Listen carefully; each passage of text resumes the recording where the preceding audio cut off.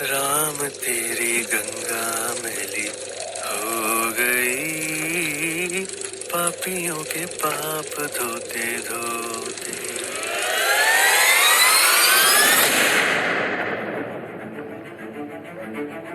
1985 में रिलीज हुआ फिल्म का एक गाना जैसे हकीकत बयां कर रहा था, क्योंकि देश में काफी कुछ ऐसा हो गया था जो नहीं होना चाहिए था। जैसे दिल्ली में प्रधानमंत्री इंदिरा गांधी की असमय हत्या, भोपाल में गैस कांड का होना। जब बात मायानगरी मुंबई की आती है तो यहाँ भी काफी कुछ चल रहा था। एक तरफ angry young man Amitabh Bachchan शराबी फिल्म की शूटिंग कर रहे थे, मुंबई में बड़ी इमारतों की चकाचौंध बढ़ रही थी, तो दूसरी ओर मुंबई में बाहर से आने वाले बहुत से लोगों के लिए रहने की जगह भी नहीं थी। उस समय मुंबई को बम्बई कहा जाता था। साहब, हमारी झोपड़ी मत तोड़िए ना, मेरे छोटे छोटे बच्चे हैं, इन्हें लेकर मैं कहाँ जाऊंगी? अरे तुझे इतने बच्चे पैदा करने किसने बोला था? खुद के रहने खाने का इंतजाम नहीं और बच्चे पैदा करके घूम रही है। अरे साहब, ऐसा तो मत बोलिए, हम लोग अपनी मर्जी से थोड़े ना बम्बई आते हैं। यहाँ थोड़ा बहुत पैसा मिल जाता है, उन्हीं पैसों से यहाँ गुजारा होता है और थोड़े बहुत पैसों को घर भी लेकर जाते हैं। ठीक है, अपना दुखड़ा मुझे मत सुना। गवर्नमेंट का आर्डर है कि ये सब झोपड़पट्टी को तोड़कर खाली कराना है। आज शाम तक तू कहीं और ये सब सामान लेकर चली जा। बाद में मत बोलना कि महीने पहले से बताया नहीं। साहब, आप ही बता दो कि कहाँ जाऊं। बच्चे हैं, साथ में अपाहिज पति भी है। ओहो, कितना बकबक करती है रे तू। सुन, साइन की तरफ एक लंबा सा फुटपाथ है, वहाँ चली जा, लेकिन उसके लिए हर हफ्ते मुझे हफ्ता देना होगा। बोल चलेगा तुझे? हाँ साहब, मैं अभी पूरा सामान लेकर चले जाती हूँ। जब पुलिस वाले मुंबई में रेलवे पटरियों के किनारे इल्लीगल झोपड़पट्टियों को तोड़ रहे थे, तो कुछ ऐसी ही बात एक पुलिस वाले इंस्पेक्टर संतोष और एक औरत के बीच हो रही थी। वो औरत सिर्फ अकेली ही नहीं थी जिसकी झोपड़पट्टी को तोड़ा जा रहा था, बल्कि दूसरे राज्यों से आए ऐसे सैकड़ों लोग थे जो छोटे मोटे काम की तलाश में मुंबई आए थे। कोई माली था तो कोई रसोइया था, कोई किसी के घर पर बाई का काम करती थी तो कोई भीख मांगकर ही अपना गुजारा करता था। मुंबई को मायानगरी ऐसे ही नहीं कहा जाता है। एक तरफ लोग एक दिन में ही लाखों रुपए उड़ा देते थे, तो दूसरी तरफ लोग 2 वक्त की रोटी पाने के लिए संघर्ष करते थे। लेकिन दोनों ही तरह के लोग मुंबई में रहकर खुश थे। साहब, अच्छे से मालिश हुई ना कि और करूं? मालिश तो अच्छे से ही करता है रे तू, लेकिन आज थोड़ी और मालिश कर दे। आज दिन भर उन झोपड़पट्टी वालों से बहुत झड़प हुई है। अच्छा साहब, रुकिए, अच्छा ठंडा तेल लगाकर मालिश कर देता हूँ। यह हुई ना बात। अच्छा ये बता कि सैलून चलाकर गुजारा हो जाता है? पैसों की कमी तो नहीं होती ना? नहीं साहब, बिल्कुल भी नहीं। एक ही तो बेटी है मेरी, वो भी सरकारी कॉलेज में पढ़ती है। बस एक बार आपकी जैसी बड़ी अफसर बन जाए तो सैलून में 2 और कुर्सी लगा लूंगा। बिल्कुल बनेगी। और घर में माँ बाप नहीं है क्या? नहीं साहब, कुछ साल पहले मेरे बाप के भाई ने मेरे माँ बाप दोनों को ही टंगिया से मार दिया था। मैं किसी तरह से अपने बीबी और बच्चों को बचाकर यहाँ भाग आया। तुझे पुलिस के पास जाना चाहिए था ना? क्या साहब, गरीब लोगों की कोई सुनता है? मेरा बड़ा बाप तो खुद ही इंस्पेक्टर के साथ बैठकर दारू पीता था। अब यहाँ आकर अच्छा लगता है कि किसी से कोई लेना देना नहीं है। चल ठीक है, तू कोई भी काम हो तो मुझे बताना। हाँ? वैसे तो कोई खास काम नहीं है, लेकिन मेरा बटुआ कल शाम को भीड़ में चोरी हो गया है।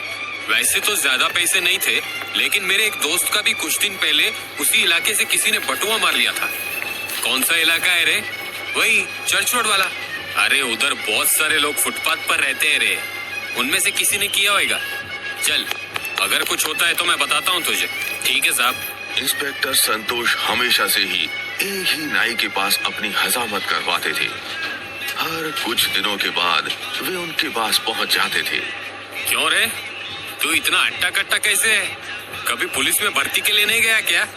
साहब, बचपन में बहुत पहलवानी की है और बड़े बाप से बहुत पिटाई भी खाई है, इसलिए आज भी शरीर अच्छा है। बाकी पुलिस में क्या ही जाना साहब, इतनी दौड़ा भागी कौन ही करे।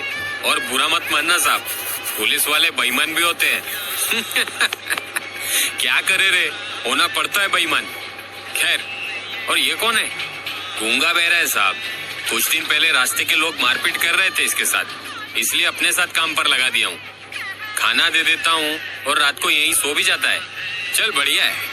बाकी तेरे बटुए का कोई पता नहीं चला रे। कोई और काम हो तो बता दे, पक्का करवा दूंगा। साहब, इस बार सच में एक काम है। मेरी बेटी को कुछ आवारा लड़के परेशान करते हैं, आप कुछ करो ना। उसी इलाके में क्या? हाँ साहब, ठीक है। आज जाकर 2-4 लड़कों को उठाकर लेकर आता हूँ, सब लाइन पे आ जाएंगे। शुक्रिया साहब।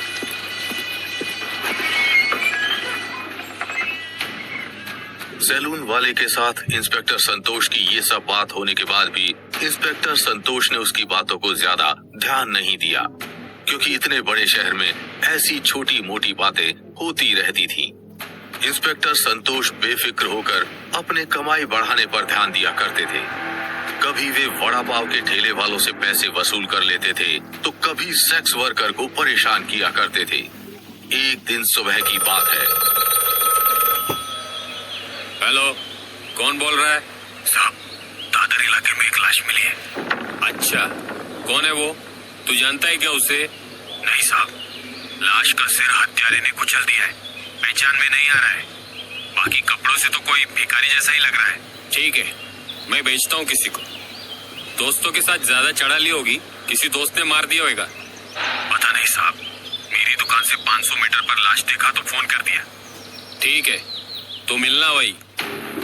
इंस्पेक्टर संतोष के लिए ये रोज की बात थी। कभी कोई लाश समुद्र के किनारे मिलती थी, तो कभी किसी झोपड़पट्टी में कोई किसी का कत्ल कर देता था। ऐसे मामलों में जब तक कोई ऑफिशियल कंप्लेंट नहीं रजिस्टर होता था, तब तक पुलिस सिर्फ खाना पूर्ति ही करती थी। उस दिन भी पुलिस ने उस कत्ल को ज्यादा सीरियसली नहीं लिया।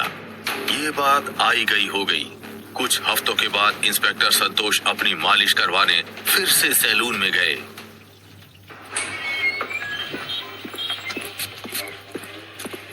क्यों रे, उस दिन आया था तो दुकान में क्यों नहीं था तू? साहब, क्या ही बताऊं मैं। मेरी बेटी एक लड़के के साथ भाग गई। अरे किसके साथ भाग गई रे? पता नहीं साहब, लोग बोलते हैं कि अक्सर उस लड़के के साथ देखा करते थे। अब पता नहीं कहाँ होगी। अरे तू मेरे पास क्यों नहीं आया रे? साहब, अपनी बेटी ने मुंह काला करा दिया हो तो आपके पास आने का क्या मतलब? मुझे तो जहां भी मिलेगी वहीं उसे मारने का मन है। साथ ही साथ उस लड़के को भी मार दूंगा जिसके साथ वो भाग गई है। तू चिंता मत कर, मैं कुछ करता हूँ। आप लोगों से कुछ नहीं होगा साहब। आपको पता है, जो लड़का उसको छेड़ता था उसे मैंने अच्छा सबक सिखाया। चाहता था कि मेरी बेटी मेरा नाम रोशन करे, लेकिन वो तो मुंह काला करके भाग गई। ठीक है, लेकिन जो भी हो, तू कानून हाथ में मत लेना, बाकी मैं देख लूंगा। इंस्पेक्टर संतोष को पहली बार सैलून वाला नाई कुछ बदला बदला सा लगा। उसकी बातों में गुस्सा था और चेहरे में नाकामी। इंस्पेक्टर संतोष ने उसकी बेटी को खोजने की कोशिश भी की, लेकिन वे नाकाम ही रहे। इस घटना के 1 महीने बाद एक बार फिर से सायन इलाके में ही एक और लाश मिली। सुबह को कचरा साफ करने वालों ने उसकी लाश देखी। इंस्पेक्टर संतोष उन लोगों से पूछताछ करने पहुंचे।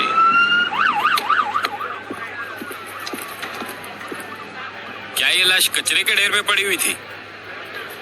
नहीं सर, उस कोने वाली गली में पड़ी थी।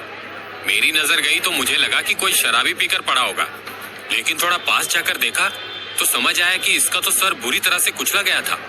ठीक है, क्या तुम लोग इसे जानते हो? नहीं सर, मैंने आसपास के लोगों से भी पूछा, लेकिन इसे कोई ठीक से जानता ही नहीं। हाँ, कुछ लोगों ने बताया कि अक्सर उसे फुटपाथ पर सोते देखा है, लेकिन कोई भी ठीक से नहीं बता सकता है क्योंकि इसका सिर पूरी तरह से कुचला हुआ था। अच्छा, और क्या बताया उन लोगों ने? सर, उन्होंने ये भी बताया कि वो लड़का कभी होश में नहीं रहता था, कभी दारू तो कभी गांजा। ठीक है, मैं समझ गया। ये वाली गली दारू पीने वालों का अड्डा है, शायद इसके ही किसी साथी ने मार दिया होगा। खैर, अगर कोई इसे खोजते आए तो उसे थाने भेज देना। ठीक है सर, लेकिन मुझे नहीं लगता कि इसे कोई खोजने भी आएगा। ऐसे लोग अक्सर अपने घर से भागकर आते हैं, इसीलिए इनके आगे पीछे कोई नहीं होता है। तब तो और भी अच्छी बात है, पुलिस का समय बचेगा और फुटपाथ में भी किसी दूसरे के सोने की जगह बनेगी। पुलिस की इन बातों से समझ आ रहा था कि पुलिस ऐसे केस के पीछे अपना समय बर्बाद नहीं करना चाहती थी। इसीलिए इस केस की फाइल भी दूसरे फाइलों के जैसे ही कहीं दब कर रह गई। लेकिन अब सैन के इलाके के आसपास के लोगों में थोड़ा सा डर आने लगा था, खासकर वे लोग जो अंधेरे वाली जगह जैसे फुटपाथ पर सोते थे। इन सब के बीच इंस्पेक्टर संतोष फिर से सैलून मालिश करवाने गए। इस बार नाई उसे देखकर ना मुस्कुराया और ना ही कोई दुआ सलाम की। क्यों रे, तेरी बेटी का अभी तक पता नहीं चला क्या? चल गया है मालिक, अभी घर पर ही है। अच्छा, तो ठीक तो है ना? वो शादी वादी तो नहीं कर लिया ना उसने? नहीं साहब, कहती है कि उसे रास्ते में किसी ने जबरदस्ती कुछ पिला दिया था, इसकी वजह से वो बेहोश हो गई थी और जब होश आया तो वो कमाटीपुरा के किसी कमरे में थी। क्या ये वही लड़का था जो उसे परेशान करता था? नहीं साहब, वो अलग था, उसे मैंने ठीक कर दिया था, वो दोबारा कभी ऐसा नहीं करेगा। ठीक है, लेकिन तेरी बेटी घर कैसे आई? वो बताती है कि एक लड़का जो कपड़े प्रेस करने का काम करता है वो वहाँ उसे मिल गया और किसी तरह से वो मेरी बेटी को भगा कर ले आया। लेकिन मुझे उसकी कहानी पर ज्यादा भरोसा नहीं है। जो लड़का उसे बचा कर लाया है, मुझे उसकी बातें भी झूठी ही लगती है। जो भी हो, तेरी बेटी घर आ गई ना, बस तू खुश हो अब। छोड़ो साहब, एक बार बेटी घर से बिना शादी के निकल जाती है ना, उसे कोई पूछने वाला नहीं होता है। ऐसा मत सोच तू, मैं कुछ करता हूँ। इंस्पेक्टर संतोष हर बार ये बात उसे जरूर बोलते थे, लेकिन दोनों को ही पता था कि दोनों की बातें मालिश पूरी होने तक ही हैं। उसके बाद दोनों को ही एक दूसरे से कोई मतलब नहीं था। कुछ समय गुजरने के बाद किंग चर्च इलाके में एक और लाश मिलती है। इस लाश की हालत भी पुरानी दो लाशों के जैसी ही थी। सिर पूरी तरह से कुचला हुआ था और देखने में भी गरीब ही लगता था। पहले हुई दो हत्या सैन के इलाके में हुई थी, लेकिन ये इलाका अलग था। ऐसे में दोनों का पुलिस स्टेशन भी अलग था। इसी वजह से शुरुआत में इस केस को भी ज्यादा तवज्जो नहीं दी गई। धीरे धीरे एक ही पैटर्न से हत्याएं होने लगी। इसीलिए अब लोगों के बीच इस हत्या की बात हो रही थी। अखबार में भी इन हत्याओं को लेकर चर्चा होने लगी थी। आज की ताजा खबर, आज की ताजा खबर, बंबई में आया पत्थरमार, बंबई में आया पत्थरमार, अंधेरे में आएगा, जान लेकर जाएगा। इन खबरों को सुनकर लोगों के अंदर अंधेरे का डर बैठ गया था। क्या अखबार में आने से कातिल चुप बैठ जाएगा या ये शुरुआत भर थी?